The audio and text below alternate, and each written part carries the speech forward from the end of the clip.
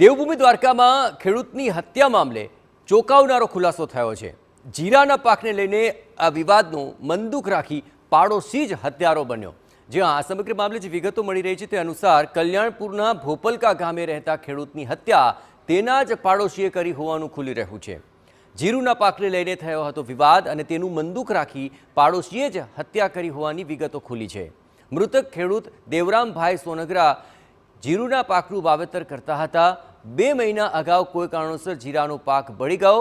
મૃતકને પાડોશી પર શંકા ગઈ હતી અને તેઓ પાકમાં ઝેરી દવા છાંટીને પાક સળગાવ્યો હોવાની આશંકા હતી અને તેને જ લઈને ખેડૂત પાડોશી વચ્ચે 2 મહિનાથી માથાકૂટ ચાલી રહી હતી। આ જ બાબતની અદાવત રાખીને આ પાડોશીએ ખેડૂતને લાકડીઓ વડે ઢોરમાર માર્યો હતો, જેથી ખેડૂતનું મૃત્યુ નિપજ્યું। પોલીસે એક મહિલા સહિત 4 આરોપીની ધરપકડ કરી આ મામલે વધુ તપાસ હાથ ધરી છે।